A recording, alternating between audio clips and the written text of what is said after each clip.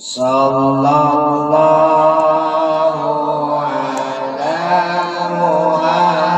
Muhammad. Sallallahu alaihi wasallam. Sallallahu ala Muhammad. Sallallahu alaihi wasallam. Ya Nabi salam alaika, ya Rasul salam alaika, ya Habib salam alaika.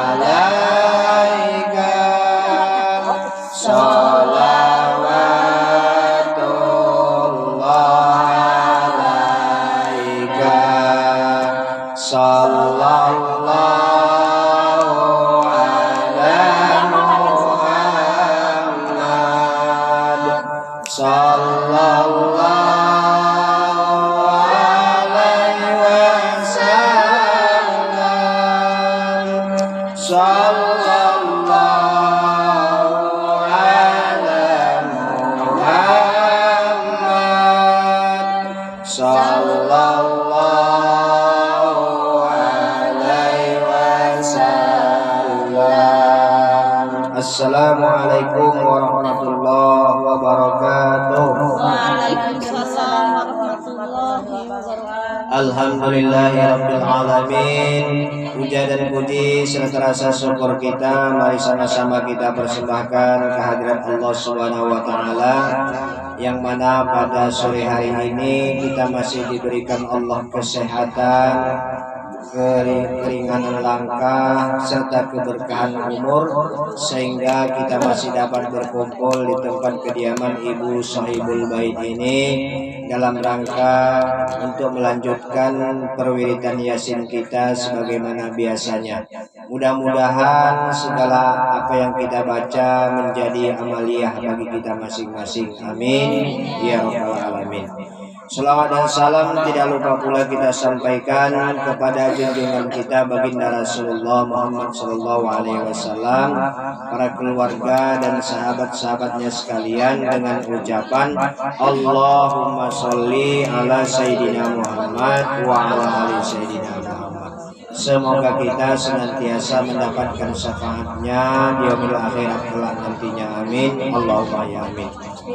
Yang kami hormati Ibu Sahibul Bait, serumpun keluarga di rumah ini, yang kami hormati ibu-ibu jamaah perwiridan Yasin yang insya Allah dimuliakan oleh Allah Subhanahu wa taala. Sebelum kita melanjut ke acara berikutnya, sedikit kita membahas tentang 9 keutamaan orang-orang yang datang ke masjid. Yang pertama, keutamaan orang-orang yang datang ke masjid itu, kata Rasulullah, mendapat pahala melangkahkan kakinya. Sebagaimana hadis Rasulullah yang artinya, seseorang yang berjalan ke masjid, maka tiap langkah kakinya akan diberi pahala dan dihapuslah satu dosa untuknya. Setiap orang yang datang ke masjid akan dicatat langkah kakinya dan dihapus satu pahala dan dihapus satu dosa untuk dirinya. Lalu yang kedua, mendapat pahala menunggu waktu sholat. Sebagaimana hadis Rasulullah, orang yang menunggu waktu sholat akan diberi pahala seperti dia sholat. Jadi kalau kita menunggu waktu sholat, misalnya sholat maghrib, kita tunggu sholat isya, lalu kita sholat berjamaah, maka dihitunglah pahalanya kepada kita yang menunggu waktu itu seperti orang-orang yang sholat. Lalu yang ketiga, mendapat perlindungan dari hari kiamat. Sebagaimana kata Rasulullah, ada 7 golongan manusia yang akan dinaungi di hari kiamat. Salah satunya, kata Rasulullah, orang-orang yang senantiasa terpaut hatinya ke masjid. Jadi orang-orang yang senantiasa hatinya terpaut kepada masjid, maka dia akan mendapat lindungan dari Allah Subhanahu wa taala pada hari kiamat. Yang keempat, mendapat doa dari malaikat. Kata Rasulullah, sesungguhnya para malaikat memberikan sholawat kepada orang-orang yang melakukan sholat yang bersaf-saf. Artinya mendapat doa dari para malaikat kalau orang-orang itu melakukan sholat berjamaah di masjid.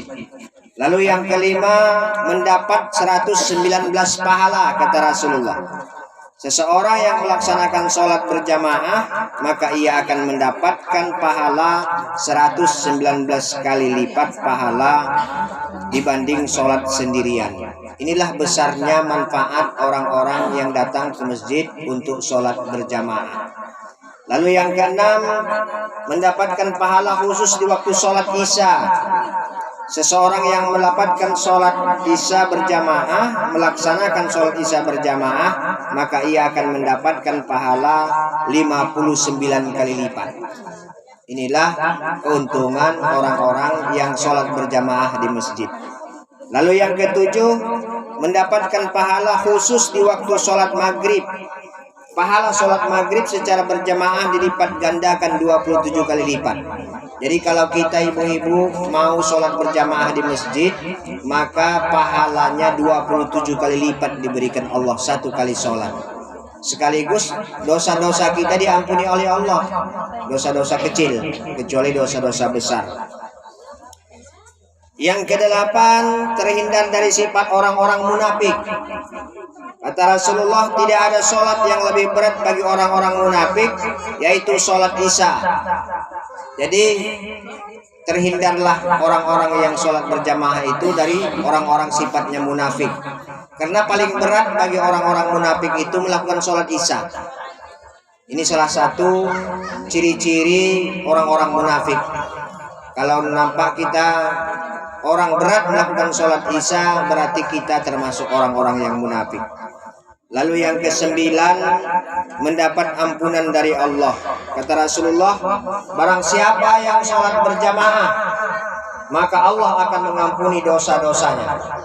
Inilah besarnya pahala bagi orang-orang yang sholat berjamaah di masjid. Jadi di sini tidak ada dibilang Rasulullah wanita dan laki-laki. Semua orang yang sholat di masjid akan diampuni Allah Pak dosa-dosanya. Cuma kadang-kadang memang kita di sini agak malas melakukan sholat berjamaah, ya Bu ya. Nah, kenapa? Keutamaan itu belum kita ketahui. Nah, untuk itu kita coba, kita biasakan diri kita untuk datang sholat berjamaah ke masjid. Kenapa? Rasulullah tidak pernah melarang orang perempuan yang datang sholat ke masjid, asalkan bisa menutupi auratnya. Artinya nggak terbentuk. Yang dilarang Rasulullah berbentuk badan wanita itu datang ke masjid. Itu yang dilarang. Walaupun dia pakai mukena tapi berbentuk badannya, nampak bentuk tubuhnya, maka itulah yang dilarang oleh Rasulullah. Tapi kalau tidak nampak bentuk tubuh badannya, maka tidak dilarang oleh Rasulullah untuk datang sholat berjamaah ke masjid. Nah ibu-ibu, inilah 9 keutamaan orang-orang yang senantiasa datang untuk sholat berjamaah ke masjid.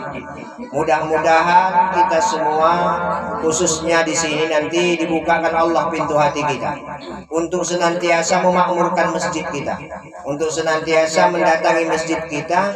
Paling enggak maghrib kita sholat berjamaah sama-sama, ataupun subuh, ataupun isya. Karena biar terhindar kita dari sifat orang-orang yang munafik, dan senantiasa Allah mengampuni dosa-dosa kita karena kita melakukan sholat berjamaah.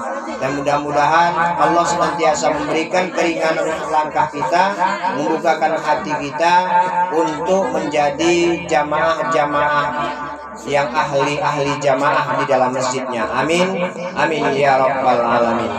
Untuk itu, marilah kita lanjut ke acara berikutnya, yaitu Ulumul Fatihah. Nanti dibawakan Baiklah, saya tahtimnya secara biasa, tahlilnya juga, baru nanti kita doanya kepada saya kembali. Demikian, assalamualaikum warahmatullahi wabarakatuh.